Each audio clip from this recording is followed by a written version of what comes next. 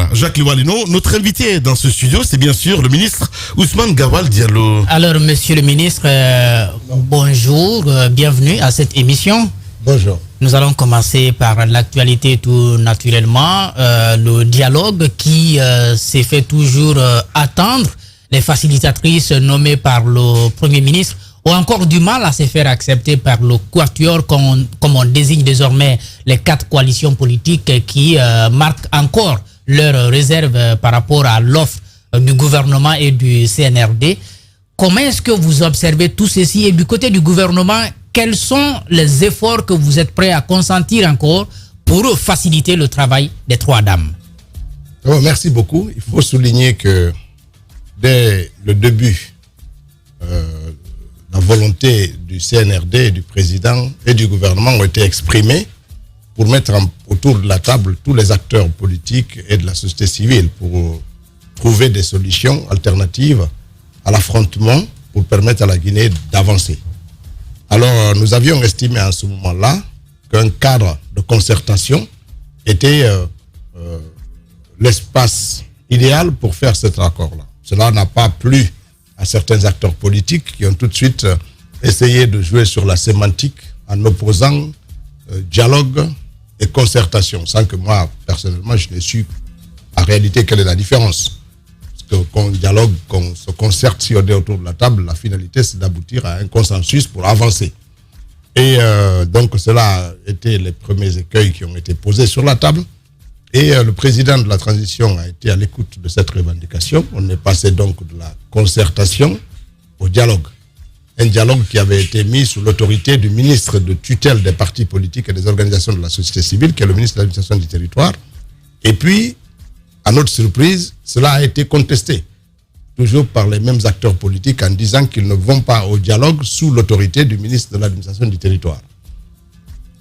Une deuxième revendication qui a été, si vous voulez, suivi par les autorités qui ont changé la tutelle et qui ont mis sous tutelle du ministre, du Premier ministre, chef du gouvernement. Et à ce moment-là, vous aviez suivi, à ce moment, on avait déjà fait 2 communiqués. Le ministre de l'administration du territoire avait fait un communiqué pour inviter les acteurs politiques et la société civile. Il a été contesté et dans la foulée, nous avons publié un autre communiqué, cette fois-ci, du Premier ministre pour inviter les acteurs politiques. À notre grande déception, à cette réunion où vous étiez, où tous les médias étaient là, oui, le porte-parole de l'ANAD en ce moment-là, qui est Fodé Oussou, ouais, quand il a pris la parole, il s'est exprimé au nom de l'ANAD et à la sortie, il a automatiquement marqué le fait qu'il ne reviendra plus à ce dialogue.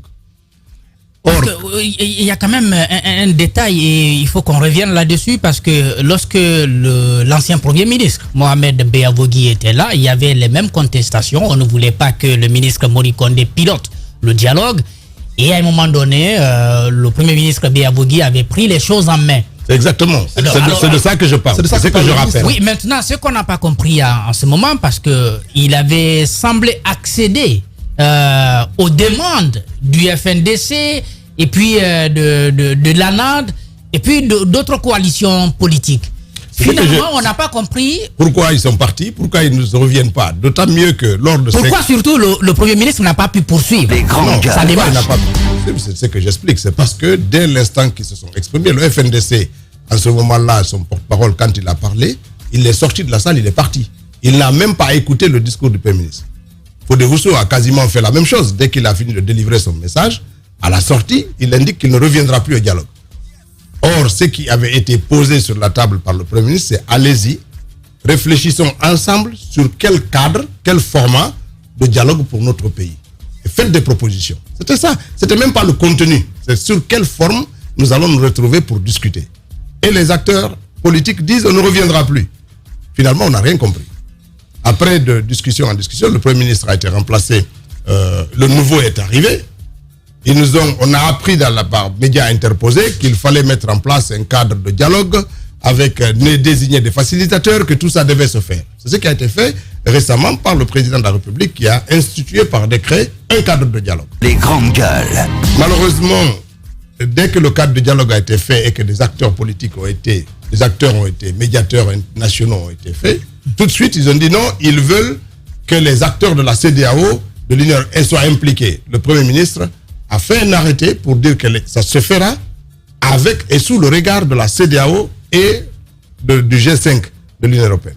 Et là, ils disent, on ne viendra pas, on prendra part. À un moment donné, ce type de rejet s'apparente plutôt à des caprices. Parce que dans le fond, je ne sais pas s'il y a un Guinéen qui comprend finalement ce qu'ils veulent. Dans les discussions et dans les déclarations des uns et des autres, dans la dernière déclaration notamment de Fodé Oussou, parce que c'est lui qui s'exprime sur ces sujets, il semble revendiquer une gouvernance collégiale, c'est-à-dire une prise de décision collégiale. Mais ça ne marche pas. Le dialogue est mené par une entité qui a la volonté de mener, et c'est l'État.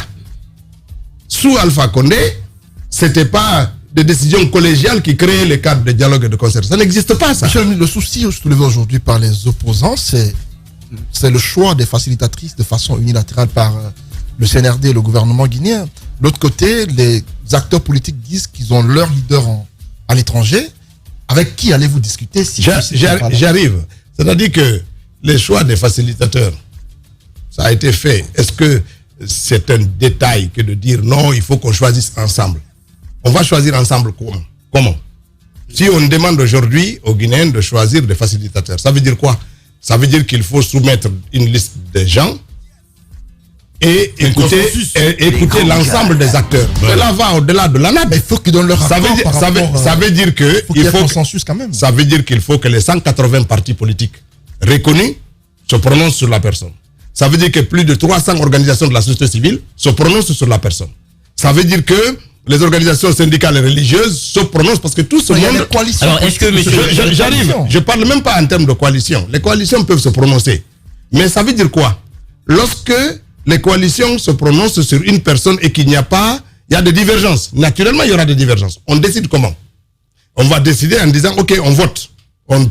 Ils vont nous dire non, vous avez introduit beaucoup de petits partis pour nous mettre en minorité.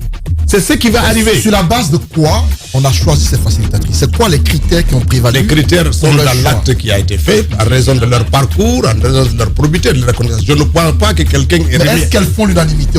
Non mais attendez, qui est-ce qui fait l'unanimité en Guinée? Non mais c'est là le problème. Le problème de notre pays, c'est pas de dire qui fait. Il n'y a personne en Guinée qui fait l'unanimité. Personne. Non, il y en a quelqu'un. Donnez-moi un. On a posé le débat et demander... C'est ce que je dis. C'est-à-dire quand on pose le débat, on va arrêter le débat comment? C'est-à-dire qu'on va interroger plus de 500 entités regroupées dans des corporations. Plus de 500 entités vont se prononcer. S'il n'y a pas une unanimité, on décide comment? On fait le choix comment? Bien. Ça veut dire qu'en ce moment-là, on décide soit par le vote ou par la volonté d'un individu ou d'une institution. La question, tout ça, c'est des périphériques, c'est pour gagner du temps. Vous avez souligné un problème. Vous avez souligné un problème qui fait aujourd'hui, qui est le cœur de choses, ce sont les poursuites judiciaires. Bien. Ils ne veulent pas le dire publiquement, mais ce sont ces poursuites judiciaires qui manifestement créent le blocage sur leur participation à ce dialogue. Et l'autre aspect, c'est puis le manque de sincérité. Bien, on revient avec vous, monsieur le ministre, si vous me permettez, évidemment. Le temps d'une pause, le débat est lancé, le combat a démarré. On revient à 11h. Bienvenue dans la troisième partie de cette émission, Les Grandes Gueules sur Radio Espace Guinée. Vous continuez à réagir, mesdames et messieurs. Voilà, 00224 657 39 13 13. Nous posons cette question ce matin chez les GG. La transition guinéenne dans le creux de la vague. En tout cas, le ministre Ousmane Gawal Diallo est notre invité ce matin. En tout cas, il essaie de nous répondre. Aïssatou Sané nous a rejoint avec vos réactions sur Twitter, mais aussi sur notre plateforme, le 657 39 13 13. Aïssatou, rebonjour. Rebonjour Lamine. Rebonjour à tous. Alors, nous partons avec ce tout premier message qui dit bonjour les GG. Sur le cas de la Lonagui, la dame nous vous a dit que des contre-vérités car elle a fait désactiver sur la plateforme informatique toutes les fonctionnalités liées aux paris effectués par jour qui ressortent directement la recette journalière, mais aussi tous les tickets, l'onglet qui ressort le rapport des gains. Il n'y avait aucune visibilité sur les gains, notamment les purgés qui concernent les gains non retirés donc par les parieurs qui doivent servir après pour faire des cagnottes et redistribuer aux mêmes parieurs. Sous sa gestion, tout était planifié pour dérober les ressources financières engendrées par les ventes. Je pense que c'est une personne bien introduite qui nous envoie ce message. Alors, les fonctionnaires d'État sont devenus des orpailleurs à Kunsitel, à Gawal ou à Lonou.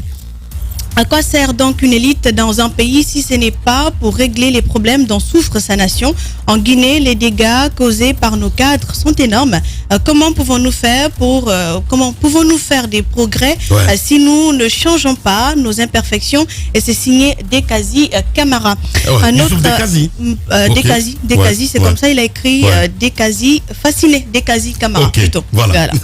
Fasciné Dekazi Camara. Bonjour à Youssouf Dekazi, parce que c'est lui qui est reconnu un petit peu dans ce sens. Allez-y. Alors, un autre message qui dit bonjour les GG, l'écoute est très favorable vers Bonfi. Lamine Lonagui a retiré le jeu Guinée Games avec Monsieur Antonio alors qu'ils sont incapables de satisfaire leurs parieurs. Aujourd'hui, nous demandons le retour de Guinée Games car la Lonagui c'est de l'arnaque. 11 partenaires pour un jeu, c'est dommage, signé par Mamadou Diallo depuis Bonfi. Nous continuons donc avec cet autre message qui dit depuis 2010, la classe politique guinéenne ne fait que commettre des erreurs au vu et au su donc des pauvres populations et cette population continue à croire à ces politiques. La Lonagui est une institution nationale créée pour favoriser les conditions de subsistance de la population guinéenne, institution présidée par les fils et filles de ce même pays. C'est vraiment malheureux de constater ce genre de jeu de complicité et d'innocence sur la Guinée. Bonjour les GG, on pensait que le gouvernement actuel avait lutté contre les monstres, mais on a tendance à dire qu'il est devenu lui-même car la théorie du changement lui a échappé et c'est Fumba Douama Kourouma qui nous envoie ce message. Bonjour Aïssatou Sané, j'aimerais que le ministre nous parle de ces rumeurs pour l'installation de la base militaire française qui fait la tollée sur les réseaux sociaux et que l'ambassadeur de la France cherche à justifier ou régner. Monsieur le ministre, qu'est-ce que vous pouvez nous dire sur cette question de rumeurs? On espère bien que ce sont des rumeurs sur une certaine, on parle de base militaire base militaire française en Guinée. Bon, disons que si c'est une rumeur, ça va être une première que je me mette à commenter ça parce que c'est vous qui l'avez posé et que je vous respecte beaucoup. Merci. Je pense qu'il faut séparer deux choses. Est-ce que la Guinée a une coopération militaire avec des pays tiers? Oui, beaucoup de pays, la Chine, la Russie, les États-Unis, la France, le Sénégal, le Nigeria. La Guinée a une coopération militaire vaste. Dans ces coopérations militaires, il y a des échanges d'expériences, de l'apprentissage, des formations qui se font. Quand vous regardez les unités de militaires guinéens, ils sont formés un peu partout. Parce que les techniques de combat militaire soviétiques, c'est pas la même chose qu'américaine, c'est pas la même chose que chinoise. Donc l'armée guinéenne capitalise et va prendre de l'expérience là où il en a besoin. Ça, c'est la coopération militaire. Quant à l'idée d'installer une base militaire ici, c'est pas les rumeurs qui vont le faire, parce qu'une base militaire, c'est pas un moustique. Ça se voit physiquement. Si des Français arrivent, vous voyez la base militaire française à Abidjan, c'est sur plus de 100 hectares. Ça se voit. Vous voyez des jeeps, des hommes et des femmes qui viennent, qui s'installent. On les voit. Donc si on nous dit qu'il y a une base militaire qui s'installe, il ne faut pas donner cours à ça. Il faut écouter.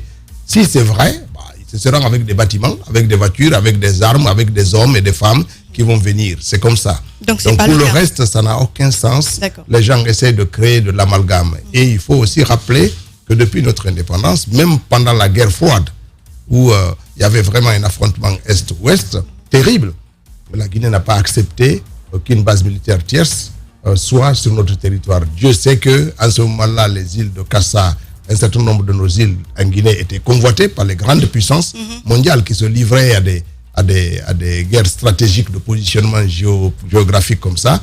Nous n'avons pas accepté. Ce n'est pas aujourd'hui que nous allons le faire. Et si on devait le faire, ça ne se ferait pas dans le tabou.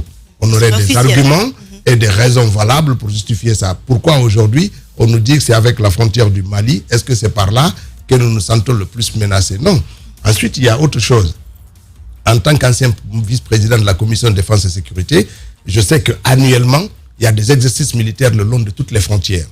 Chaque trimestre ou chaque semestre, l'armée, les commandants de jeunes mobilisent tout ce qu'il y a à force de défense et sécurité et longent les frontières du pays. Ils peuvent traverser donc avec des grandes colonnes et des compagnies de militaires pour aller. Ça fait partie de l'exercice de sécurité que l'armée fait régulièrement dans nos pays. Est-ce que quelqu'un a aperçu ce type de convoi et puis déduit qu'il y a l'armée française. Mais alors, c'est l'armée française là, ils parlent Pulaar, Malinké, Soussou, donc c'est cela aussi. Il faut faire attention. Il n'y a pas longtemps, c'était sur le long de la frontière entre nous et la Guinée-Bissau et tout. Mais chaque année, l'armée fait cet exercice et marche le long de nos frontières et sur l'ensemble du pays. Il n'y a pas de limite géographique sur ça. Ils font tout ça et c'est l'exercice habituel que l'armée fait dans le cadre de son activité de sécurisation de nos frontières. Bien. Et ça se fait. Donc il ne faut pas que les gens rentrent dans l'amalgame et dans des interprétations de choses que je ne dis pas que c'est l'exercice là qu'ils ont vu, mais tout ça peut prêter à des confusions que les gens ne comprennent pas parce qu'ils ont vu ça pour la première fois. Ils croient que c'est... Moi-même là, quand j'étais en mission avec le Parlement et que j'ai été confronté à ça, c'est impressionnant parce que c'est tout un arsenal de l'armée qui se déplace, avec tout ce qu'il y a comme corps de l'armée qui se déplace le long des frontières. Ils sont souvent appuyés pour marcher le long de nos frontières et c'est quelque chose qui est impressionnant. On peut apercevoir ça alors qu'on n'est ni en guerre, mais l'exercice militaire, ça ne se fait pas le jour de la guerre, ça se prépare, ça s'anticipe et ça se fait régulièrement. C'est comme ça qu'il faut voir cette rumeur-là. Bien. Alors une suggestion qui est revenue, monsieur le ministre, c'est par rapport à votre au drapeau que vous portez. Effectivement, vous ne portez pas la disposition du drapeau n'est pas guinéen, donc il faudrait le renverser. Sauf qu'à la télé ils veulent le voir dans l'autre sens, mais c'est pas grave. Je l'ai fait, mais bon, si vous pensez, c'est pas grave. On peut le remettre comme ça, mais comme je suis en face là, le rouge doit toujours être à droite. C'est ce que je dis, mais ils veulent le voir dans l'autre sens, mais c'est pas grave. Bien. C'est pas grave. Ramenez-le parce que il était là. Voilà, là vous portez le drapeau guinéen. Maintenant, il faut savoir ça aussi. Il y a un sens à ça parce que souvent on interpelle les parlementaires et les préfets qui mettent souvent les gens lisent vert jaune rouge et rouge jaune vert. Il faut savoir que les députés portent le drapeau à l'envers. C'est du vert, jaune, rouge. C'est qui, quand il y a une cérémonie où il y a un préfet ou un député, et quand il porte le tricolore, on peut distinguer en fonction de la position de la couleur verte que c'est un député ou un préfet. Et ça permet de distinguer l'exécutif et le législatif. Sauf que, pour éviter ça, en Guinée, on aime écrire aussi préfet, maire, député. Mais sinon, l'un porte à l'envers et l'autre le porte à l'endroit. C'est aussi quelque chose qu'il faut comprendre. D'accord. Merci beaucoup. Merci. Juste quelques messages, quelques tweets, Lamine, avant de rendre l'antenne. Nous avons Fassou Franck Lama qui dit bonjour les GG. Disons-nous la vérité, dans ce pays, c'est à cause de la CRIEF que les gens ne veulent plus assister au dialogue. C'est pas possible. Je suis d'accord avec monsieur le ministre lorsqu'il dit que nous ne serons jamais unanimes sur un point commun. #espace GG. Ousmane Le Noble Diallo dit monsieur Gawal, vous êtes d'accord avec moi qu'une formation politique se reconnaît à travers deux termes, la légalité et la représentativité. Donc, le gouvernement ne doit pas négliger les poids lourds de l'opposition. Un dialogue sincère et inclusif, c'est la Guinée qui gagne. #espace GG. Et puis c'est Lou Adam Diallo qui dit où en sommes-nous avec la durée de la transition? A-t-elle commencé? C'est une question qu'il pose à monsieur le ministre. Et quelle est votre relation avec l'institution sous-régionale? Encore une autre question. Et pourquoi insister sur le dialogue avec les forces vives puisque les revendications sont connues? Ce dialogue est-il nécessaire? Ça fait en tout 4 questions qui vous est donc adressées, monsieur le ministre. La première, je reviens là-dessus, où en sommes-nous avec la durée de la transition? On est déjà dedans.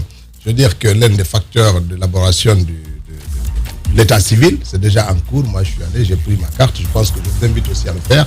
Et vous avez suivi cette déclaration qui a été faite.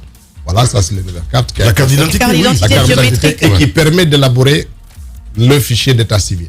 Parce que quand vous prenez ça avant, on vous fait déjà votre extrait de naissance biométrique. C'est vrai. Et ça permet d'élaborer l'état civil. Et c'est de cet état civil qu'on va extraire le fichier électoral, comme dans tous les pays normaux. Donc l'activité est déjà en cours et nous invitons les uns et les autres à s'intéresser à ça. Les fonctionnaires, on les a donné un délai jusqu'à la fin du mois de février.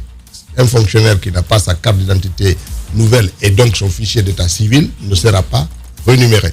Et donc, il y a déjà, et après ce seront les étudiants, les élèves, etc., etc. Donc, nous invitons les gens à aller rechercher leur carte d'identité. C'est disponible dans tous les commissariats et communes du pays. Voilà. Et donc, c'est important. L'autre question? Oui, est-ce que la durée de la transition a commencé? J'imagine, on est déjà dans les activités. Donc, on est déjà dans les activités qui permettent de sortir de la transition. Donc, oui, ça a commencé. Mais il faut savoir deux choses. La transition en Guinée, on y est dedans depuis le 5 septembre. Bien. Le retour à l'ordre constitutionnel a été acté pour 36 mois. Et même pour cette dernière partie, on est déjà dans les activités. On débattra. Allez-y. Quelle est votre relation avec l'institution sous-régionale? Des relations plutôt bonnes, et faites quelques incompréhensions, mais nous usons de beaucoup de pédagogie pour faire en sorte que nos positions soient mieux comprises. C'est ça qui est l'essentiel. Bien. L'avant-dernière question dit pourquoi insister sur le dialogue avec les forces vives puisque leurs revendications sont connues? D'abord parce que c'est nécessaire, parce que nous avons le souci aussi de faire en sorte que les Guinéens inventent d'autres mécanismes de règlement de leurs contradictions, parce qu'elles sont inhérentes à la vie de la nation. Il faut trouver des mécanismes que l'affrontement soit une ultime solution en tous les cas, mais il faut pour ça beaucoup d'efforts, parce que notre pays ne s'est pas toujours distingué dans le rapport de confiance entre ceux qui gouvernent et ceux qui sont gouvernés. Il faut inventer tout ça, et c'est pour ça que le gouvernement met en avant la pédagogie et ne se décourage pas et fait des efforts quotidiens pour amener les acteurs autour de la table, et nous continuerons à faire cet effort-là. Bien. Et dernière question, si vous le permettez, Lamine. Ce dialogue est-il nécessaire? C'est toujours Cellou Adams Diallo qui demande. C'est toujours nécessaire un dialogue, même si un accord ne sort pas, c'est toujours nécessaire pour permettre aux uns et aux autres de préciser leur position. La difficulté aujourd'hui, c'est que même en n'y allant pas au dialogue, on ne sait pas ce qu'ils veulent. Le problème, lorsque vous ne savez pas ce que quelqu'un veut, c'est difficile de le satisfaire. Et donc, le dialogue est nécessaire. Même un dialogue qui aboutit à un désaccord est important, a priori. Merci. Il y a beaucoup de questions, mais je suis obligée de rentrer dans l'antenne, Lamine. Merci beaucoup. Vous allez rester avec nous cette année. C'est pas Non, vous restez avec nous cette année. On va continuer le débat d'ailleurs. Comme ça, l'interaction en live avec les auditeurs, évidemment, c'est ça aussi. Les grandes gueules, cette année, reste avec nous jusqu'à la fin de l'émission.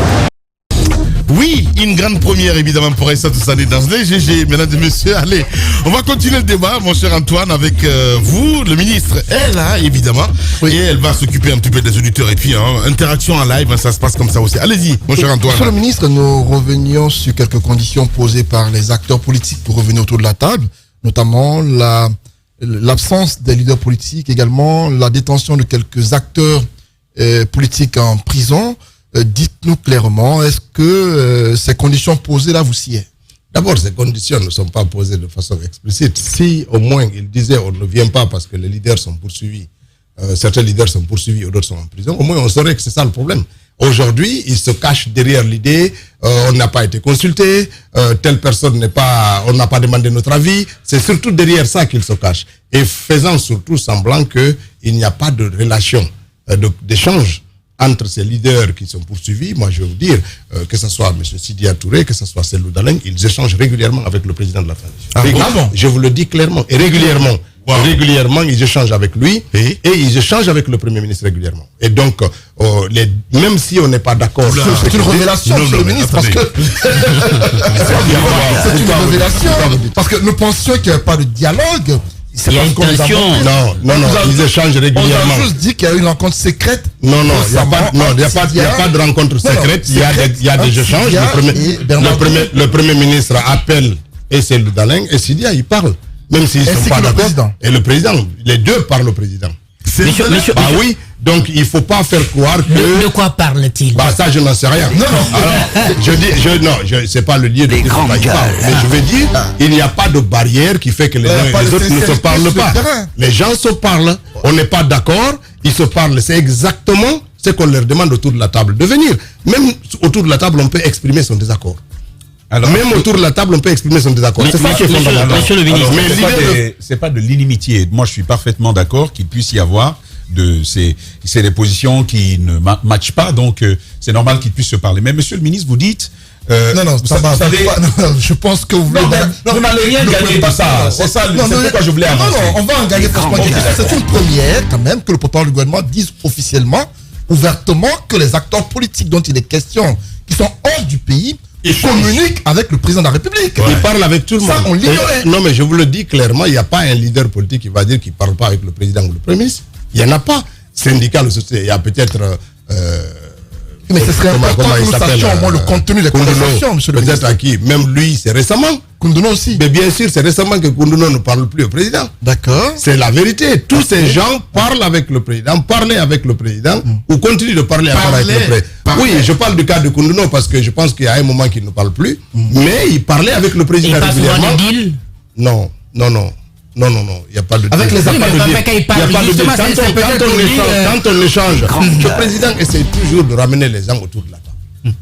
Chacun s'exprime. Il y en a qui disent leurs conditions là-bas, et puis voilà, ça ne veut pas dire qu'ils sont d'accord. Justement, autour de ces mais conditions. ce que nous disons On là. a appris, par exemple, qu'à un moment donné, en parlant par exemple de Koundouno et bien d'autres acteurs du FNDC qui s'entendaient tellement bien avec le colonel que ces derniers n'hésitaient pas à les arranger parfois. Non, Et ça, que je c'est- sais pas. Non, ça, je sais pas. Même la Non, tournée, ça, je sais pas. même la tournée du Même pas au FNDC courant. à l'étranger, on nous apprend que c'est le CNRD qui l'a financé. Est-ce que vous le Ah, ça, je ne suis pas au courant. Non, Monsieur ça, le- je ne suis pas au monsieur le- courant et je ne crois pas à ça. Monsieur le ministre. Ce que je sais simplement, c'est pas parce qu'on est en désaccord qu'on ne se parle pas. Ça, c'est clair. Et c'est ce que nous voulons que les Guinéens apprennent à faire. Oui. Qu'on soit autour de la table. Oui. Tout ce que Fodéoussou dit dans les micros là, mais il peut le dire devant les gens, personne ne va le boxer, Ouais. personne ne va l'arrêter. La question qui est fondamentale, c'est de donner le sentiment qu'on est incapable d'être autour de la table et d'exprimer même nos désaccords. Bien. Ça, c'est malsain. Ouais. Alors qu'on peut être autour de la table, acter nos désaccords et trouver les points de convergence, essayer d'avancer sur les points de convergence et les points de divergence, rechercher des solutions pour atténuer les divergences. C'est comme ça qu'on avance dans un pays où il y a la volonté d'aller au dialogue. Lorsqu'on se braque, on dit je ne viens pas. Mais vous pouvez venir autour de la table. Bien. Lorsque le Premier ministre Béa a dit aux acteurs politiques, réinventons les mécanismes de dialogue. Allez réfléchir comment on va dialoguer. Ils disent non, on ne reviendra plus. Donc il y a un problème qui est là. Il faut que les acteurs politiques et la société civile soient de bonne foi. Qu'ils acceptent d'être autour de la table. Et là, ils ont toute la latitude, avec tout le monde, d'exprimer les désaccords sur le fond et sur la forme. Si c'est objectif, ça sera entendu. Mais c'est cela un pays aussi. Monsieur le ministre, juste une chose, si vous permettez.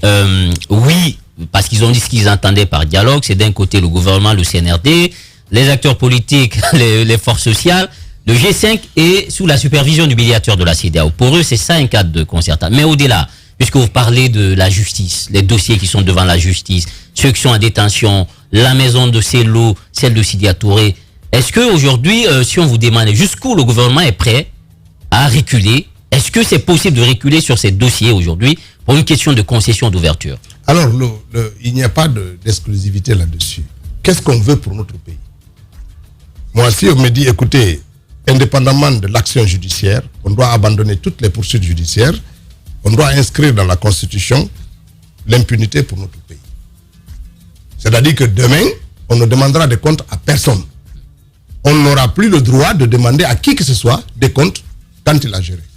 Ou bien on se dit, on veut faire une rupture par rapport à ces formes de pratique, on pose des actes, cela aussi met à l'épreuve notre institution judiciaire et sa capacité à régler les problèmes du point objectivement et conformément à la loi. Si on ne se donne pas cette chance, alors ce n'est pas la peine de parler de probité, de redevabilité et de tout ce qu'on veut. C'est cela qui est posé sur la tête. Mais je pense qu'aucun acteur politique ne demandera d'abandonner des poursuites Oui. sous prétexte, parce que ce serait malsain Mais pour parallèlement, notre pays. Parallèlement, monsieur le ministre, la question des domaines, en tout cas les deux domaines qui reviennent souvent dans les déclarations de l'opposition, celui de Selou et celui de Sidia Touré, vous êtes quand même d'accord que sur le plan juridique, les processus ne sont pas allés, les procédures ne sont pas allées à terme. Ce qui veut donc dire que l'État n'est pas tout à fait en règle aussi. Est-ce que sur cette question, quand même, un débat est possible, un règlement est possible pour peut-être contenter ces deux leaders et puis pouvoir avancer? Non, je vais vous dire non. Et ça, ce serait très malheureux. Pourquoi?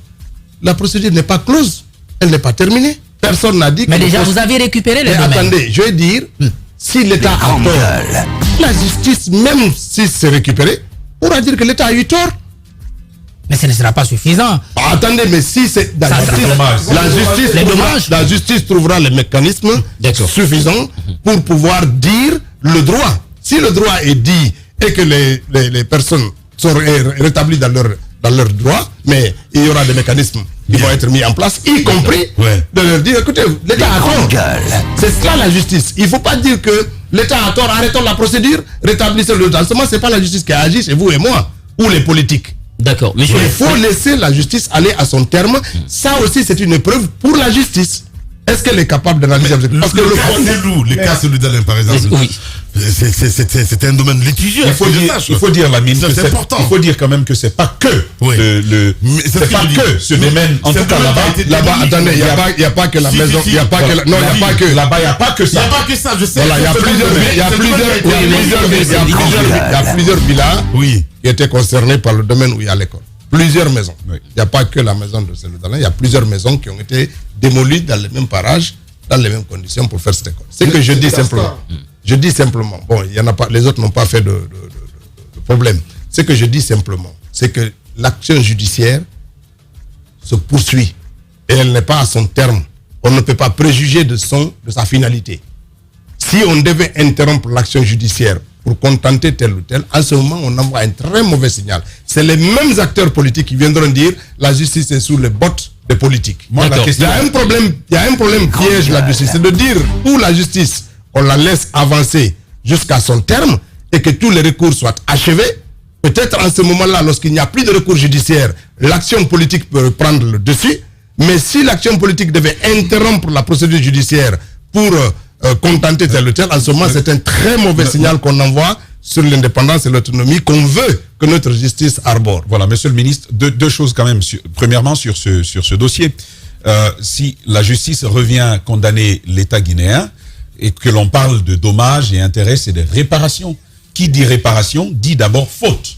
Est-ce que vous êtes d'accord que la Guinée, l'État guinéen aurait dû attendre le verdict de la justice avant d'aller à ces cas-là? C'est la première question. La deuxième question, il se murmure de plus en plus fréquemment que le CNRD, le gouvernement, sont en train de reconsidérer la question de la justice, des dossiers judiciaires ouverts, comme préalable donc au retour à la table du dialogue des divers acteurs politiques. C'est quoi la vérité dans cette affaire? D'abord, moi, je ne préjuge pas de la justice. Je ne préjuge pas que l'État... Je ne fais pas de jugement sur l'action judiciaire. L'action judiciaire est en cours. Les journalistes, les observateurs sont libres d'apprécier. Moi, je suis membre du gouvernement. Mais en règle générale, quand il y a un dossier judiciaire ouvert, on ne le commente pas. En général, non. Je ne parle pas de décision de justice. Mais lorsque quelqu'un porte plainte sur un tel dossier, on aurait dû suspendre la procédure, mais on a... Je ne sais pas si on devrait... On a cassé... Je ne sais pas si... Moi, je ne suis pas un juriste. Je ne fais pas de commentaires sur ces processus. Je dis simplement, à partir du moment où il n'est pas... Mais au moment des faits, vous étiez le ministre de l'Habitat. Absolument. Le ministre. Absolument. Oui. Et ça ne change rien que je suis membre du gouvernement et que je ne fais pas de jugement hâtif sur un dossier qui est en cours. Oui. Ça, c'est aussi simple que ça. On attendra que ça aille à son terme et après, la justice posera les éléments en son temps. Je t'ai passé à la télé, j'ai dit mon point par rapport à ce dossier en tant que ministre de l'Habitat. Et si je suis invité à le dire, je le dirai aussi. Ce qui est clair pour moi, c'est que c'est une action qui est en cours. Deuxièmement, si on devait éteindre les actions judiciaires pour ces deux leaders, alors il faut éteindre les actions judiciaires pour tout ce qui touche à celui qui dit « je suis un homme politique dans le pays ». C'est tout. C'est aussi simple ça. Aussi. Voilà, peut-être d'abord fermer nos prisons. Point. C'est-à-dire que je pense qu'on est en train de sortir d'une situation où le fait politique était une garantie d'impunité totale dans notre pays. Aujourd'hui, on est en train de gagner des étapes pour donner confiance aux citoyens que lorsqu'on est à responsabilité, on est appelé à rendre des comptes. Si on devait interrompre ce processus, au-delà de l'aspect judiciaire, qui est un processus pédagogique, même pour nous aujourd'hui qui sommes là, qui sommes en activité, c'est un message qui est très fort pour nous, puisque c'est sous notre gouvernement qu'on est en train de demander des comptes à ceux qui ont dirigé avant nous. Cela même nous suffit pour que nous-mêmes on s'autocensure dans la gouvernance que nous faisons aujourd'hui. Parce que nous savons que demain, on peut être amené à rendre des comptes. C'est un très bon message pour notre pays. Si on devait interrompre ce processus-là, ce serait catastrophique pour la Guinée. Il faut laisser la justice aller à son terme. Et après, on se prononcera sur le terme de la justice. Il ne faut pas qu'on anticipe sur ce que ça va être. Chacun peut avoir son idée, dire que l'État aurait dû faire ci, l'État a peut-être tort, ou bien les incriminés ont tort, etc. etc. Tout ça, c'est des jugements hâtifs. Attendons la fin de la procédure et en ce moment-là, on verra. Sa seconde question. Il demandait justement, est-ce que... Il y a une c'est ce que j'ai dit. Il n'y a pas aujourd'hui de démarche de façon à mettre fin à ces procédures pour faciliter que tel ou tel vienne. D'abord, je vais vous dire une chose. La question de la CRIEF n'est pas discutable chez vous? Non, elle n'est pas discutable à ce stade. Elle n'est pas du tout discutable et je n'ai pas entendu parler de ça. Je vais vous dire une chose. D'ailleurs, ces leaders gagneraient deux choses. Ce n'est pas les leaders qui sont invités autour de la table. C'est les entités, c'est les partis politiques. À ce que je sache, et l'UFR et l'UFDG n'ont aucun problème en Guinée. Ne sont pas interdits de venir autour de la table. Imaginez, je vais vous donner un parallèle. Les partis politiques, comment ils arrivent comment les présidents ne sont pas sur le territoire. Les présidents ne sont pas les partis politiques. Et c'est cette manière de confondre l'entité. Attendez, c'est pas l'UFDG qui est poursuivi. C'est pas. Il faut à un moment donné que nous-mêmes dans la manière de présenter. Imaginez en France. Est-ce que c'est pas simple d'aller à ce type de simplification? C'est vrai, il s'agit de Cellou Dalein Diallo, individu, Sidia Touré, personne physique, mais attention, elles revêtent toutes les deux une autre réalité. C'est des présidents de parti. Je vais vous dire, quand Sarkozy a été poursuivi, il était président de la République. Imaginez, il était président de parti. Si son parti disait je sors de la République parce que le leader il est poursuivi, mais il n'y a plus de justice. Bien. On relève toujours de quelque chose. Ça veut dire en ce moment-là, il suffit de créer ton parti, être un président du parti pour être à l'abri de la justice. C'est ce que ça veut dire. Non, il faut qu'on sépare les choses. Les entités politiques n'ont aucun problème en Guinée.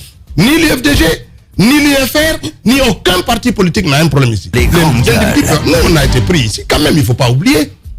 On était plus de 400 responsables et militants de l'UFDG qui étaient en prison. Est-ce que l'UFDG a disparu pour autant?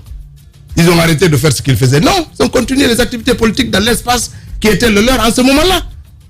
Est-ce qu'on pouvait dire non, je ne fais plus rien?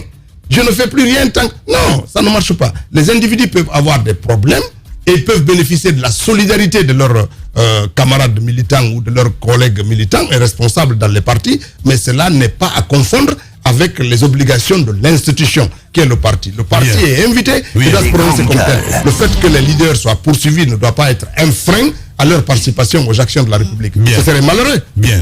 Ousmane Gawal Diallo, porte-parole du gouvernement, ministre des Postes et des Télécommunications et de l'économie numérique. Notre invité ce matin, Aïssatou Sané, quelques réactions? Alors, nous avons Monsieur Massagui Zappa qui voudrait savoir, Monsieur le ministre, où est-ce qu'on en est avec les parcelles promises par le CNRD aux retraités de 2021. Alors, il y a un vrai problème qu'on a. Vous savez que toute la partie où on veut faire les aménagements, notamment la partie qui concerne Nongo, Lambani, Kobaya, Somfonia, Tayaki jusqu'à Samatra, c'est des zones agricoles.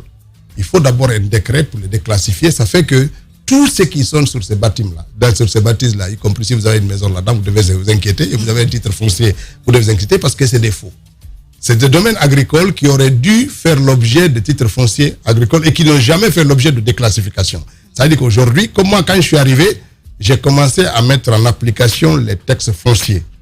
On ne peut pas délivrer un titre foncier d'habitation à un domaine agricole. Donc, il faut faire un décret pour déclassifier le domaine. D'abord pour permettre aux gens de régulariser leur titre foncier parce que c'est densément peuplé. Et ensuite, rentrer dans le morcellement en faisant des aménagements. Et ça coûte plus de 50 millions de dollars parce que c'est 3000 hectares qu'il y a à aménager. Et c'est dans cet espace-là qu'on veut loger les gens. Donc les terrains, là, les démarches administratives se poursuivent. C'est pas simple. Bien. Il faut le sortir du patrimoine agricole. Ouais. Et dans la région, il y a toujours des gens qui cultivent du riz et qui ne veulent pas qu'on déclassifie ces endroits-là pour en faire derrière où habite KPC, etc. Tout ça encore, ça continue à être des rizières. Donc c'est des zones agricoles. Donc il faut déclassifier et ensuite morceler. Voilà. Ce que dit le ministre est très pertinent parce que ça concerne beaucoup de citoyens. Évidemment. Vous nous apprenez ce matin que la plupart des personnes qui habitent dans le bas-fond à Lambani, Kobaya et vers Tayaki doivent s'inquiéter parce que bientôt l'État va récupérer ces domaines-là. Non, ils vont pas. Il y a deux principes qu'il faut comprendre ici. Là, lorsqu'un territoire, même lorsqu'un domaine public de l'État est occupé même de façon illégale et que la population devient dense, l'État régularise. Ce qu'il y a ici, c'est qu'on va mettre en place les textes de droit pour permettre aux gens de valider leur titre foncier et d'être régularisés. On ne va pas vider toute sa population. Mais l'État ne peut pas morceler là-bas tant que ce n'est pas converti en terrain d'habitation. Et donc, il faut prendre un décret pour le déclassifier et ensuite rentrer dans l'aménagement. Voilà, c'est compris. D'autres questions, c'est les sanctions de la CEDEAO, monsieur le ministre. Depuis le 23 septembre, il y a eu des sanctions prises contre des autorités en Guinée. Je reviens sur quelques-unes d'entre elles. le gel des avoirs financiers des dirigeants assujettis d'une interdiction de voyager, ainsi que la suspension de toute assistance et de transactions financières en faveur de la Guinée par les institutions financières de la CEDEAO, selon le communiqué qui a été pris à l'époque. Dites-nous comment est-ce que vous vivez ces sanctions de la prise par la CEDEAO et qu'est-ce qui est fait avant la date indiquée pour l'Assemblée générale ou pour en décembre surtout. La prochaine session de ces chefs d'État. Qu'est-ce que vous faites pour changer la donne? Vous savez, nous, on fait ce qu'on a à faire. On ne se focalise pas sur l'idée de sanctions. Est-ce que vous sentez ces sanctions-là? Non, ce n'est pas la question. On ne gouverne pas. La CEDEAO ne peut pas construire la CEDEAO par les sanctions. Sinon, on ne serait pas là. Cette même CEDEAO qui dit ici, sous le régime d'Alpha, les chefs d'État se sont mobilisés combien de fois? Alpha dit, je ne vous reçois pas. Et je change quoi? On a continué à souffrir ici. Il faut faire attention. Ce n'est pas les sanctions qu'on gouverne. Ce que nous voulons, c'est d'expliquer encore notre position pour qu'elle soit comprise. Ça consiste à quoi?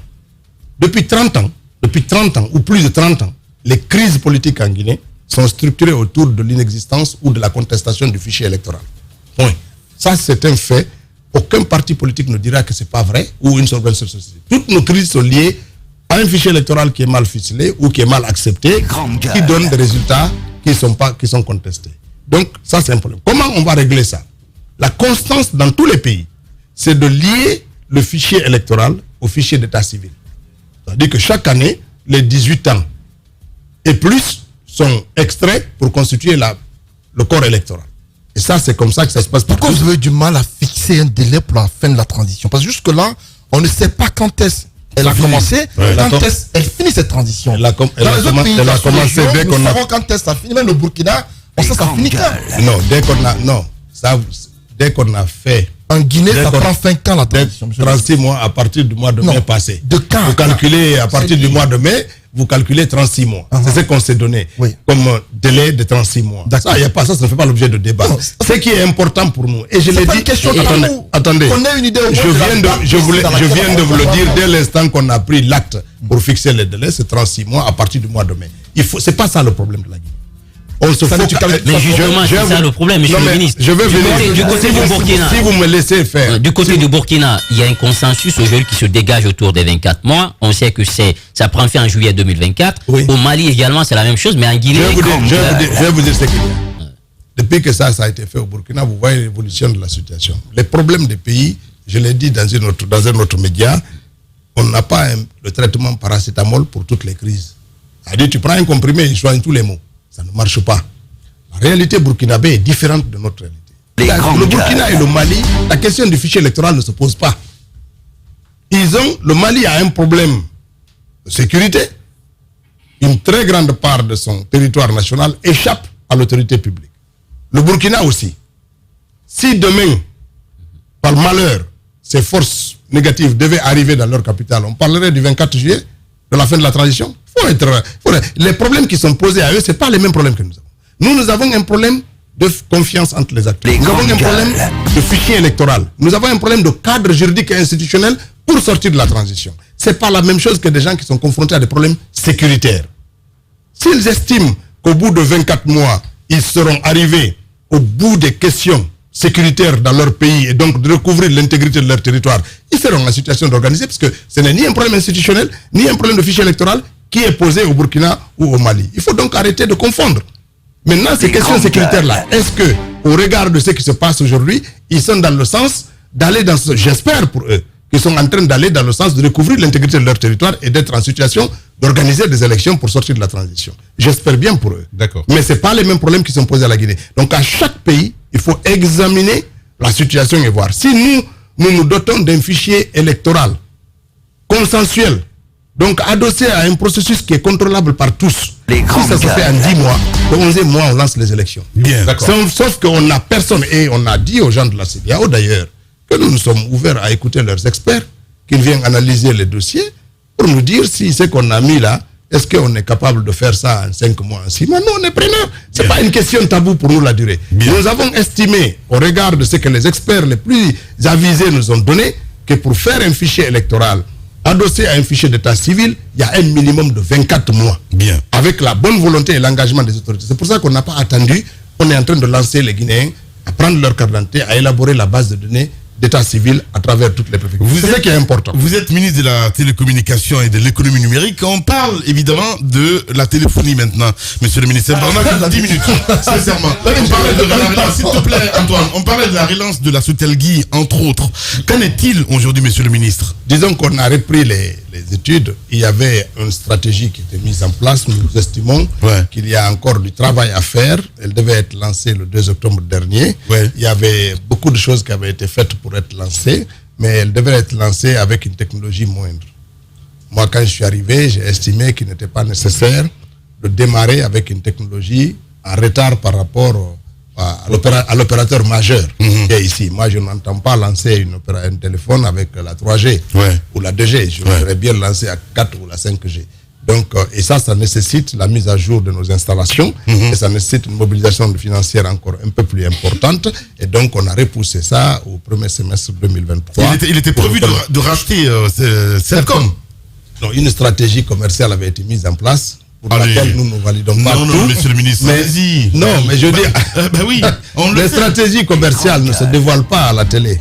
Et ça, les gens la découvrent. Donc, en tout cas, il y avait un schéma stratégique qui était mis en place et qui était parfaitement valable pour démarrer au 2 octobre. Sauf que la technologie de départ allait être en retard par rapport à la concurrence. J'ai estimé que ce n'est pas opportun. Il faut faire l'effort d'actualiser nos installations, d'autant mieux que les installations de la Sotelgui actuelles sont capables de supporter et la 4G et la 5G. Donc, il faut avancer technologiquement. Et puis, il y a la volonté de coupler ça à certaines entités qui permettent à la nouvelle société d'accroître le nombre d'utilisateurs de la data en Guinée. Et ça, c'est aussi important. Et puis, parallèlement, nous encourageons un autre promoteur à amener un câble sous-marin pour nous permettre de basculer sur la IP. Et je pense que tout ça, c'est des technologies qui vont amener à une baisse drastique des coûts de la téléphonie et de l'accès à l'Internet. Et nous voulons encourager tout le monde à aller dans ce sens. Monsieur le ministre, à votre arrivée, vous avez fait un diagnostic parlant de téléphonie et sur de data center. Et il ressort qu'il y aurait eu surfacturation au niveau en parlant du paquebot national, pardon. Et on parle de 10 millions de dollars. Est-ce que vous avez eu vent de cela? Il y aurait eu surfacturation à ce niveau. Qu'en est-il? Non, moi, je ne parle même pas de surfacturation. Je dis que c'est catastrophique ce que j'ai vu. C'est catastrophique. Ah oui? Je ne peux pas dire qu'il y a surfacturation. C'est l'audit qui va le déterminer. Ce que j'ai vu est catastrophique. Qu'est-ce que vous avez vu? Très sincèrement, j'ai failli couler mon arme. Quand on m'a montré le bâtiment qui doit servir de data center, c'est un ancien bâtiment de l'ARPT. De l'ARPT. Qui devait être réhabilité pour recevoir nos serveurs.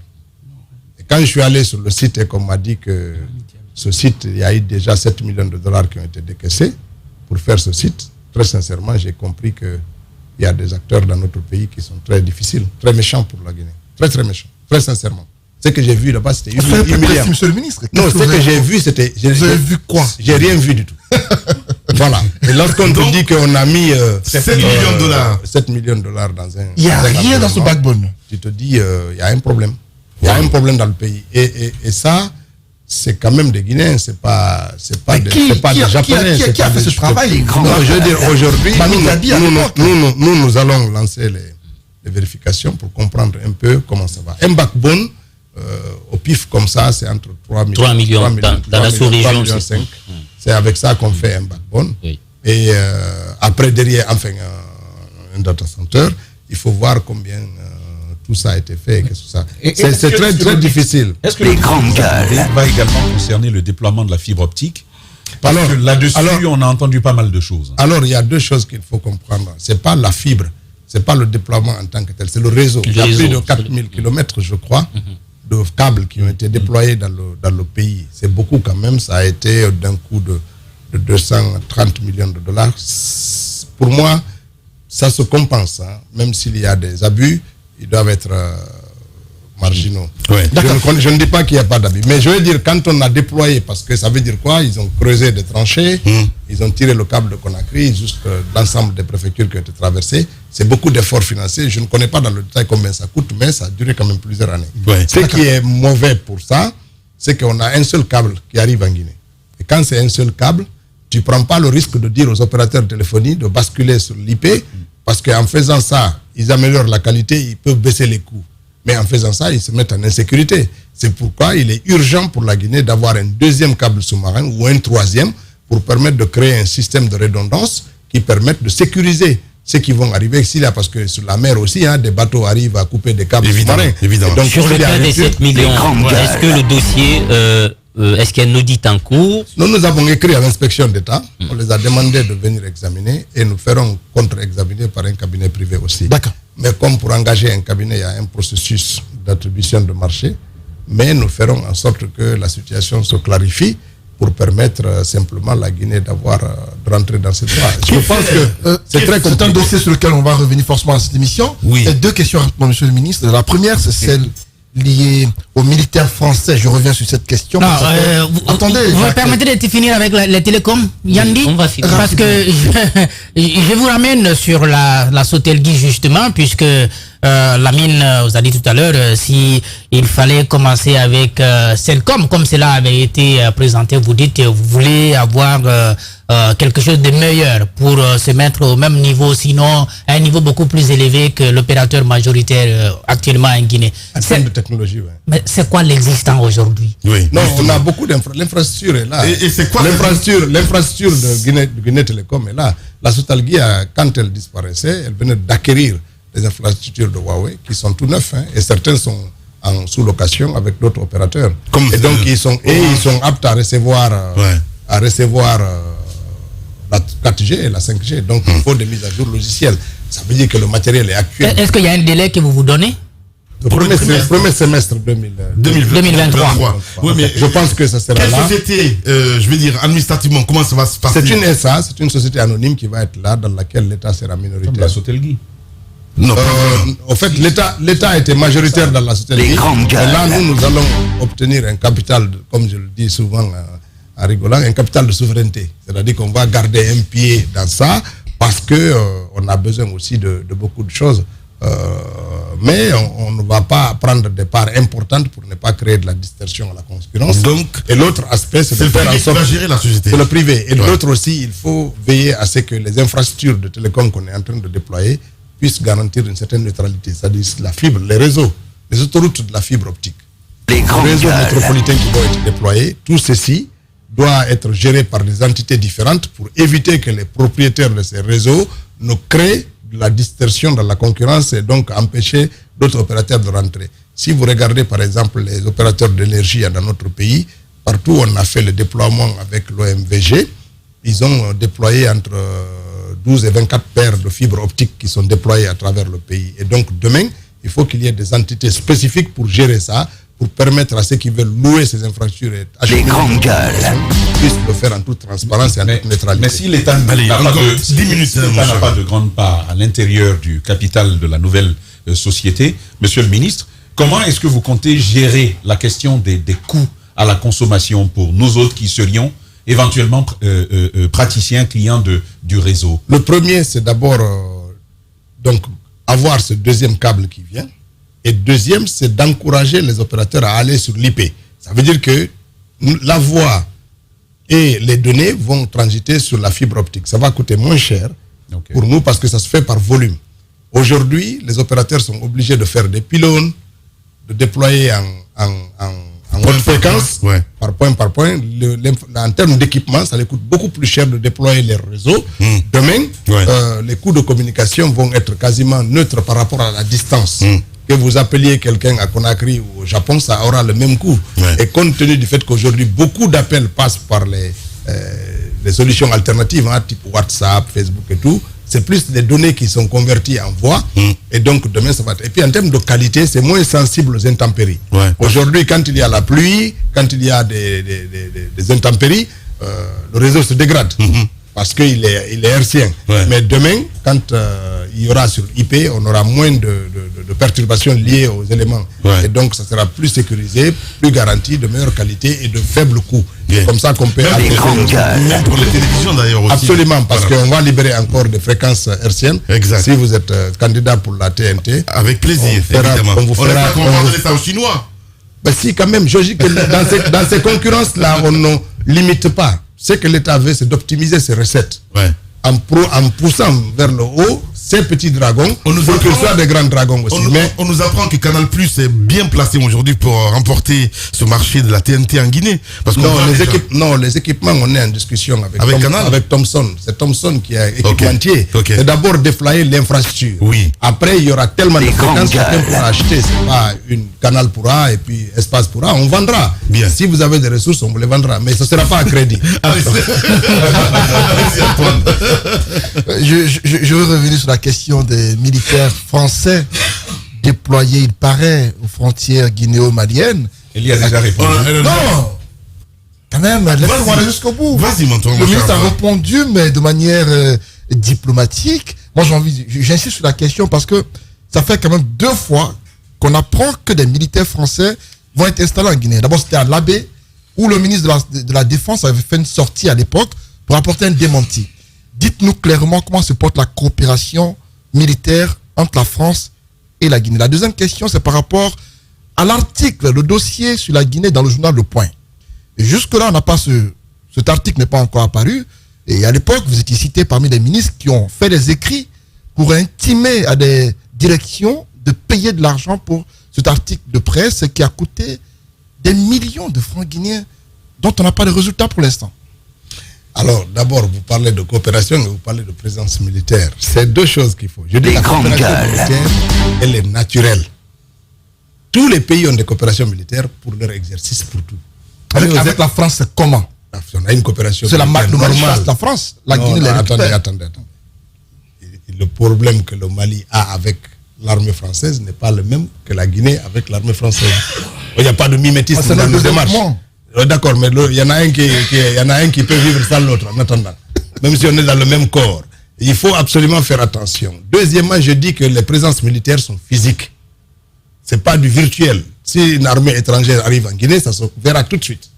On ne va pas commenter ça 3 jours, personne ne viendra vous dire. Parce que les Français, s'ils viennent en Guinée, s'installer, ils viennent avec des véhicules, des personnels, ils construisent des bâtiments, ils s'installent sur un territoire. Donc attendons de voir ça. Je dis, c'est pas la peine de commenter tout ça parce que les faits sont là. S'ils sont quelque part, c'est visible. Donc il faut qu'on évite ça. L'autre aspect par rapport au journal Le Point, je pense qu'il faut faire attention. Et moi, je l'ai déjà dit en off. Votre métier de journaliste, tous les médias du monde travaillent comme Le Point. Parce que vous êtes des organes qui devaient faire des profits. Vous êtes des structures et des entreprises qui devaient faire des profits. Et dans la recherche des profits, vous cherchez des clients et des partenaires pour travailler.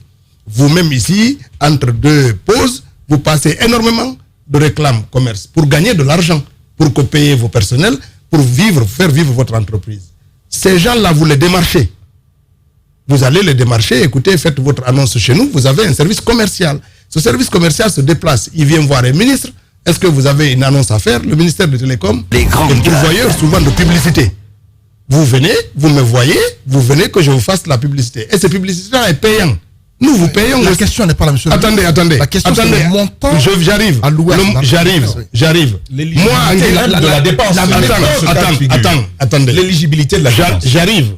Moi, là où je suis, les télécoms dépensent plus d'1 million de dollars l'année pour la publicité. Une bonne partie ne sort pas à l'étranger, c'est capté par les médias guinéens ici. C'est la réalité aussi. On paye à une publicité dans vos radios, c'est près de 50 millions, 30 millions, c'est ça la réalité. Ça ne coûte pas moins cher. Il faut aussi que vous appreniez aux Guinéens que vous êtes des entreprises privées qui avaient un métier et qui va rechercher des clients. Bien. Ça, c'est un deuxièmement. L'éligibilité de la dépense. La Caisse de la Sécurité sociale a une ligne communication. Dans son budget, on lui demande de communiquer, il le fait. Moi, j'ai une ligne de communication dans mon budget. Si demain, je décide d'allouer cette ligne à Espace pour que Espace fasse la publicité de mon département, c'est dans mon budget, c'est légal. Il ne faut pas voir le montant là. 500 millions, on paye beaucoup plus que ça pour certaines activités. Moi, même en étant... près de 700 millions, monsieur le ministre. Je dis même en... Le problème même, au-delà de l'éligibilité du fonds, c'est l'opportunité d'une telle communication. Je dis encore une fois... Une société comme la Caisse nationale de sécurité sociale, qu'est-ce qu'une telle entité a gagné en allant communiquer dans un journal comme Citoyen. Je dis encore une fois. On a un public cible qui est connu. Il faut faire On attention. aurait pu mettre l'argent là, par exemple, dans les médias, soit de service public, Voilà. ou les médias locaux ici. Alors, j'arrive. Vous aussi, vous allez gagner un peu si vous êtes jaloux. Mais je...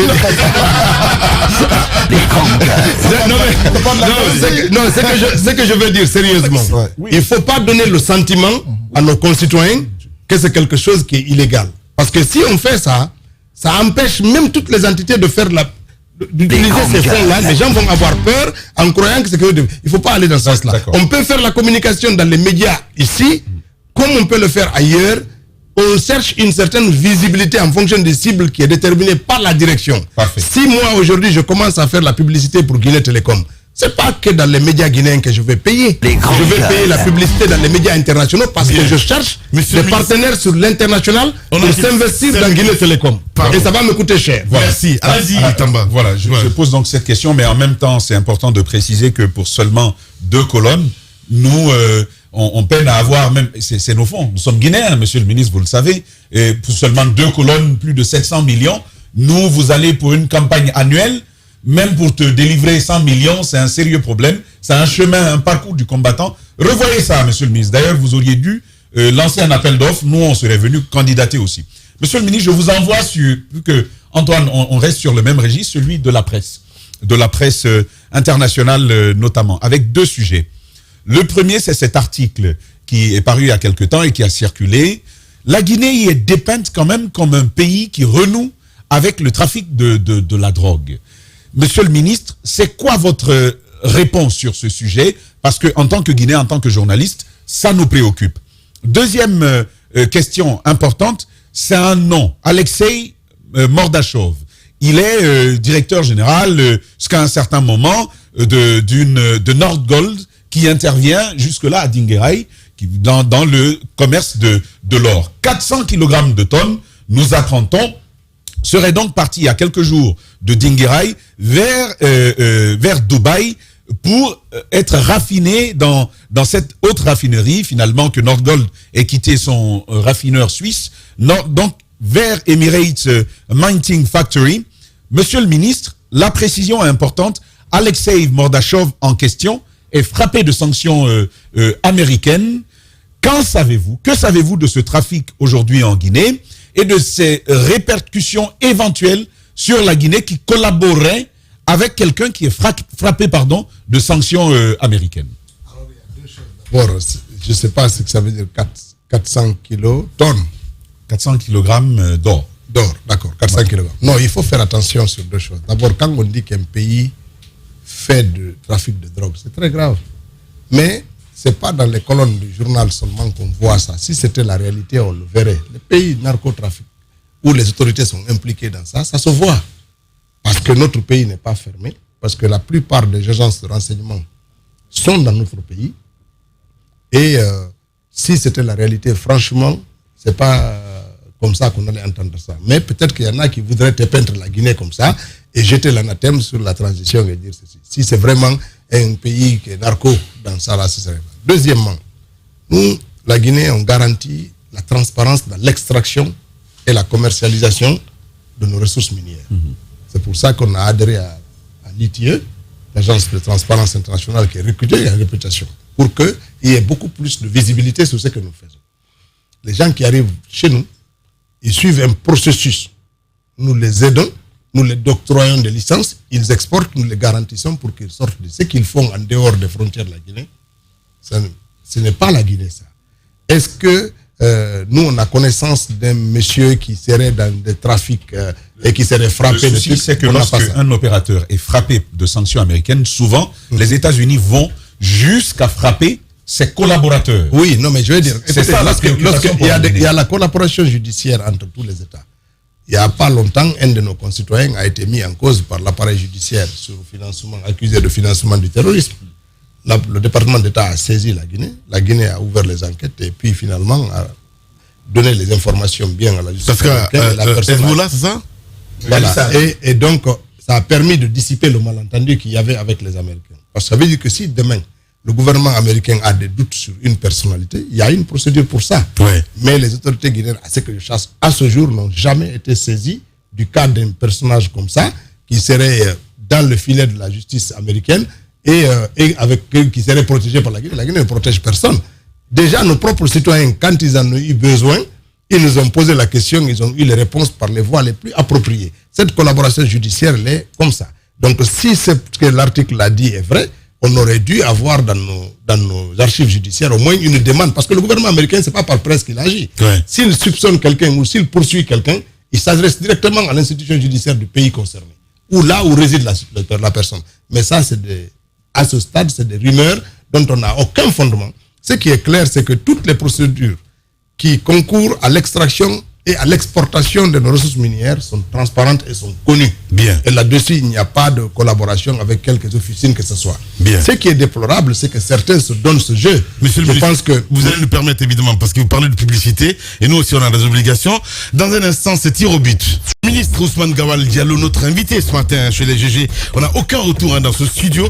On va continuer avec vous, Tamba Zakari Milou, avant de passer à ces deux rubriques, évidemment, avec le ministre Gawal qui est avec nous dans ce studio. Allez-y, monsieur le ministre. Voilà, alors justement, nous parlions... Voilà, vous n'avez pas activé le micro. Ah oui.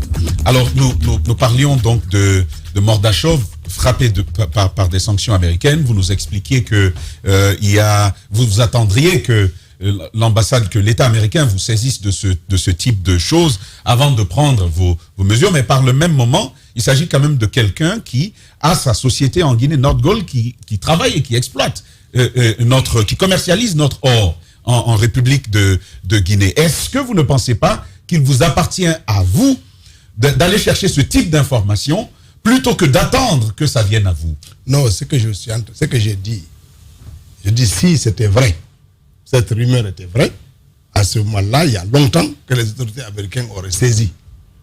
Il ne faut pas prendre ça comme une vérité. Oui. Il faut attendre, il faut être à l'écoute. Ce n'est pas parce que c'est écrit dans un journal ou dit par quelqu'un que c'est la vérité. Sinon, on ne s'en sort pas. Maintenant, cette société Nordgold, si elle est agréée en Guinée, c'est qu'elle a respecté toutes les procédures légales de notre pays. C'est là je voulais. Après, derrière. C'est la question que je voudrais justement poser. Derrière. Est-ce que les enquêtes que vous menez sur des personnalités qui sont derrière les compagnies vont jusqu'à vérifier leur passé judiciaire? Attendez. Il y a des règles en Guinée pour ouvrir une compagnie. Ces règles sont respectées. Si vous devenez une licence, vous respectez. Si ces règles incluent qu'il y ait des enquêtes approfondies sur votre passé, ça sera fait. Si ça ne l'inclut pas, ça ne sera pas fait. L'État guinéen ne va pas aller enquêter sur chaque investisseur qui vient dans son pays. Ah bon? Pour dire non, on ne va pas enquêter. Si les lois... L'enquête de moralité... Je vais vous dire... Attendez. Enquête de moralité... Bah oui. M. Guirassi... Monsieur Guirassi... Oui. La multinationale. Quand vous venez ici, il y a des mécanismes d'amener votre argent en Guinée.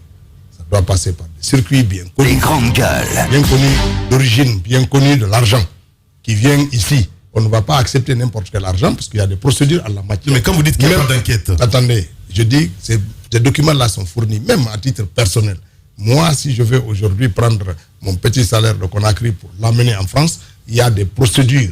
Je ne peux pas faire ce que je veux. Je ne peux pas prendre l'argent, mettre dans ma poche, débarquer à Paris, aller à la banque, déposer. Ils n'accepteront pas cet argent. Il y a des règles donc qu'on fait, sans qu'il n'y ait besoin de faire une enquête. Bien. Mais pourquoi on a mis en place ces règles? C'est pour pouvoir tracer l'origine licite des ressources qui vont être investies dans le pays. Bien. Vous comprenez? Maintenant, si là où vous voulez investir, les lois demandent à ce qu'il y ait des enquêtes au-delà de l'origine de l'argent sur les personnes, ça va être fait. C'est pour ça que j'ai dit que si l'entreprise a été agréée ici légalement, c'est qu'elle a respecté toutes les procédures légales pour avoir son agrément dans notre pays. Voilà, on bouscule le programme en région, là, c'est un peu compliqué. Allez-y, à cette année. Alors, monsieur le ministre, est-ce que vous confirmez que la transition guinéenne s'achèvera en mars 2025? J'en sais rien si on est encore là. Si on tient compte du début qui est en mai 2022. Si les 36 mois arrivent à cette date, tant mieux.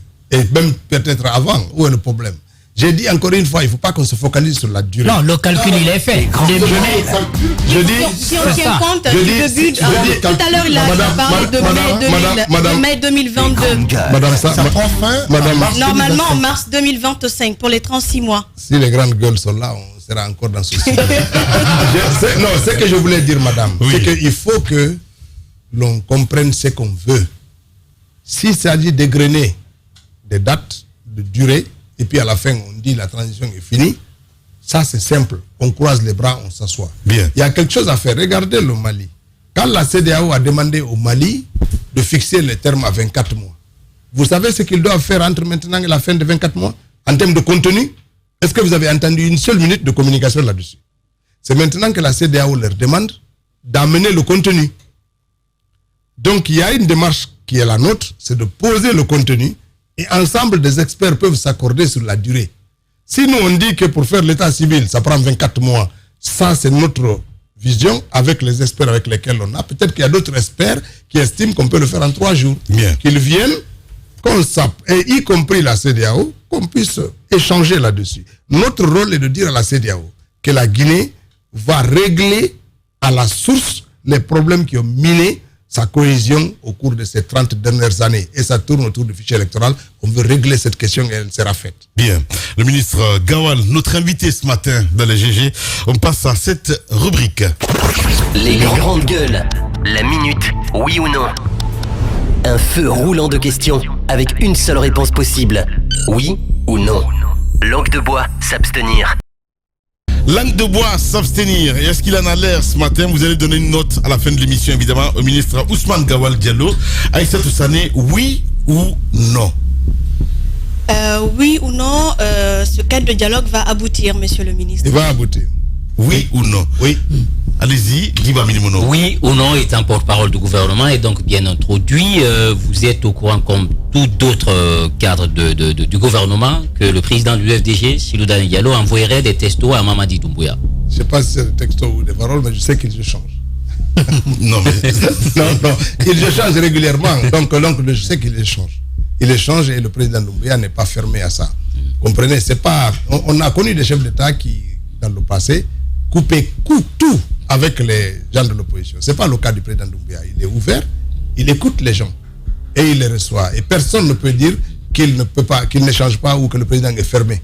Il y a eu tellement d'attitudes bizarres qui auraient pu pousser l'homme à s'enfermer en disant bon ok je coupe la parole. Mais c'est pas comme ça qu'il agit. Il a envie de rassembler les Guinéens, de les réunir autour de la table. Et cet effort il est constant. Et lui et son premier ministre et les membres du gouvernement. C'est pour ça que nous continuons à faire de la pédagogie pour persuader nos compatriotes que c'est autour de la table qu'on peut exposer, y compris nos divergences. Oui ou non, vous échangez avec le président Silou-Dani Diallo? Non. Oui ou non, monsieur le ministre, avec les découvertes macabres, je les appelle comme ça, découvertes sur le backbone.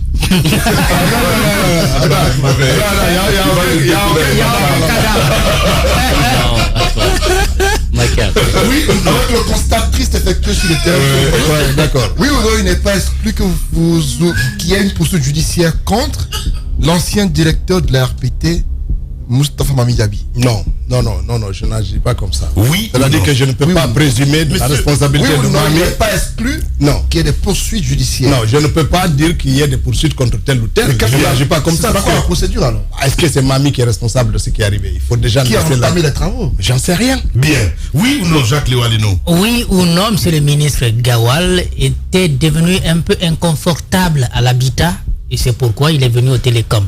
Pas du tout. Bien. Ah, pas du tout. Bah, c'est un endroit, je vais vous dire, je me suis très... Oui, non, pardon, monsieur. Je bouscule le programme là. Ouais, bousculez-les encore une fois, mais moi je me suis bien épanoui à l'habitat. Très sincèrement, j'ai découvert un monde qui est bien réglementé, bien structuré, mais pour lequel les lois ont été mises de côté. Je vais vous donner un deuxième exemple.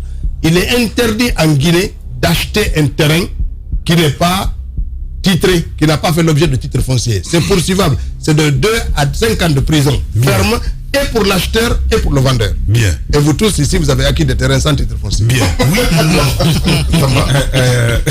Ça m'a distrait. Oui. Je pensais au terrain de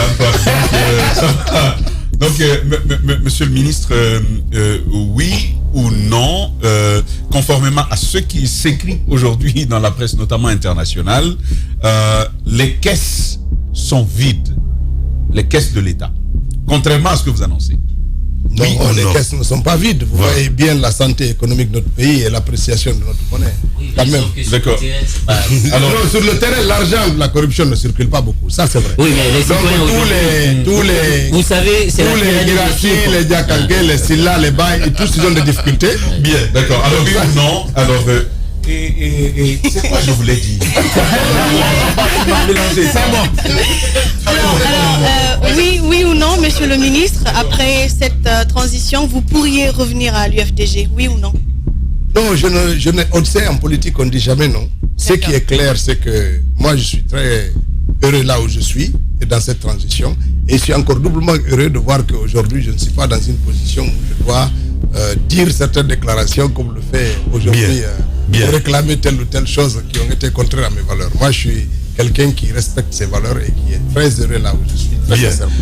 Alors, oui ou non, deux oui ou non rapidement. Le délai du 23, du 23, du premier semestre 2023 pour la relance de la Sotelgui sera tenable. C'est tenable, oui. D'accord. C'est tenable.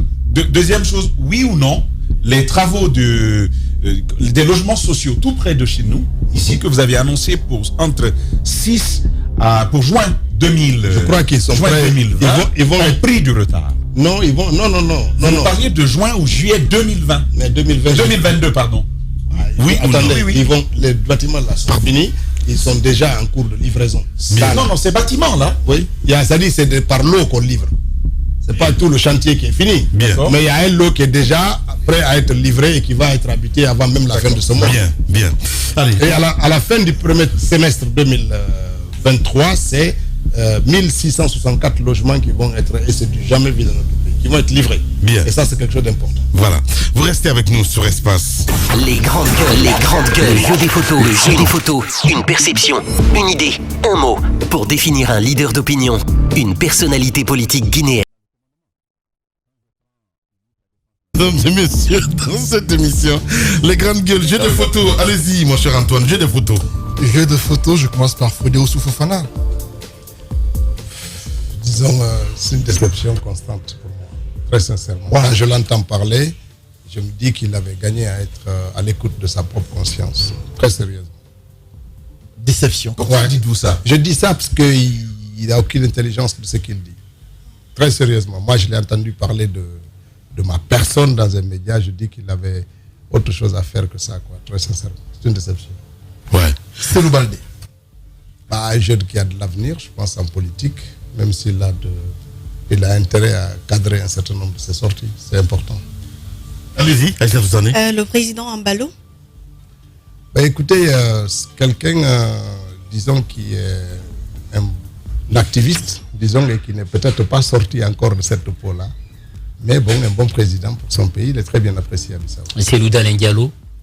L'ancien président que j'avais à l'UFDG. Oui, mais qu'est-ce que vous pensez de lui? Ça, on sait. Qu'est-ce que vous pensez de lui? Écoutez, moi, je suis... En plus, il vient d'avoir un prix pour... Alors, sur ça, moi, je suis très étonné sur deux de ces actes. Oui. D'abord, le premier, c'est celui qui l'a pris pour m'exclure du parti. Et c'est de façon complètement illégale, parce que le président de l'UFDG n'a aucun pouvoir d'exclure un militant. C'est contraire au texte du parti, c'est contraire à l'esprit et au règlement intérieur et au statut. Je pensais qu'avec tout ce parcours-là, qu'il ferait beaucoup plus attention au texte du parti. Ça, c'est quelque chose d'important. Et puis, l'autre aspect, c'est l'incapacité à être... Avant vous, d'autres ont été exclus. Pardon? Avant vous, d'autres ont été exclus. Le bureau exécutif exclut à l'UFDG. Le bureau exécutif même suspend quelqu'un pour 2 ans en attendant que le congrès entérine l'exclusion. Le président des partis n'a aucun pouvoir pour exclure un militant, même de base. La procédure voudrait que lorsqu'un militant est mis en cause, il est jugé dans l'instance à laquelle il appartient et on met en place une commission de discipline. L'accusé, le mis en cause est invité à se défendre. Il y a une forme de jugement. Si les sanctions sont proposées, c'est ramené au niveau du bureau exécutif qui entérine. Si ça devrait conduire à l'exclusion, le bureau exécutif peut suspendre la personne pour 24 mois en attendant le congrès. Ça, c'est la procédure. Mais rien de tout ça, il s'est assis à Dakar, il a envoyé une lettre, je t'exclus. Je pense que ça, pour moi, c'est une très grande surprise parce que je pensais qu'il avait la capacité... Non. D'abord, le conseil politique auquel j'appartiens n'est pas une instance de décision, c'est une instance d'exécution.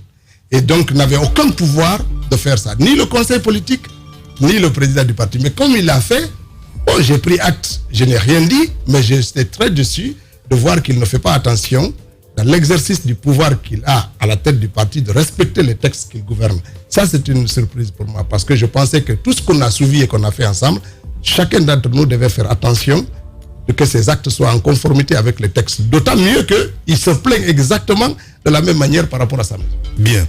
C'est très important. Makale Camara, présidente de FAN. Disons que c'est une femme courageuse, qui se bagarre beaucoup et qui, je pense, a encore de la place à prendre dans l'espace politique guinéen. Abdoulaye Ba. Écoutez, comme c'est lui, il a de l'avenir en politique, avec bien sûr qu'il faut corriger un certain nombre de ses tempéraments pour être dans le moule des acteurs politiques majeurs. Baouri. Mais disons que c'est quelqu'un qui anticipe beaucoup de choses et quelqu'un qui est très intelligent. Et pour la petite histoire, moi j'ai rencontré Baouri en 1987, donc il a été parmi ceux qui nous ont un peu facilité l'éveil politique. Bien. Monsieur le ministre, cette caméra vous appartient évidemment. Vous avez 1 minute avant de rendre l'antenne. Nous excusons évidemment aux régionaux parce que c'est très important. Allez-y, monsieur le ministre. Donc, disons merci beaucoup pour cette émission. Ce que nous faisons en tant que gouvernement, c'est de continuer à faire de la pédagogie, à inviter nos concitoyens, acteurs politiques, acteurs de la société civile, qu'ils essayent de se mettre autour de la table et qu'ensemble on puisse redéfinir les nouvelles manières pour nous de régler les difficultés qu'on peut rencontrer dans l'exercice du pouvoir et dans la vie dans une nation, et que cela appelle chacun d'entre nous à un sursaut, à une bonne prise de conscience de ce qu'est l'intérêt public de la Guinée, donc qui doit être au-dessus de toutes nos considérations. Et nous invitons et nous continuons à les inviter à venir là. Et pour la communauté internationale, disons qu'on ne s'en lasse pas de faire de la pédagogie pour amener les uns et les autres à comprendre ce que sont les objectifs du CNRD et du gouvernement pour faire en sorte que la Guinée sorte de cette transition plus forte, plus apaisée et plus unie. Bien. Merci beaucoup, monsieur le ministre des Postes. Il était le communication de l'économie numérique. Était notre invité ce matin, Ousmane Gawal Diallo. Grand merci à toute l'équipe. Et nous excusons vraiment à nos régionaux, l'abbé Bouquet, Kindia, entre autres, j'en passe. Amadou Sow a réalisé cette émission ici à la radio. Grand merci à Dibril Ba, côté régie, à Papoutou, à Mafata Sano, à toute l'équipe, à Nalaï Sidibé. Si vous nous regardez sur les réseaux sociaux, dans un instant, évidemment, le procès sur nos pages Facebook, mais aussi YouTube, entre autres. Et à 15h, vous avez rendez-vous avec Kerno Madjouba, avec son équipe, les informer, à suivre. Aïssa Toussane vous attend à 19h45 avec le journal. Prenez soin de vous. Demain, c'est en bas que vous allez retrouver. On se retrouve la semaine prochaine. Au revoir.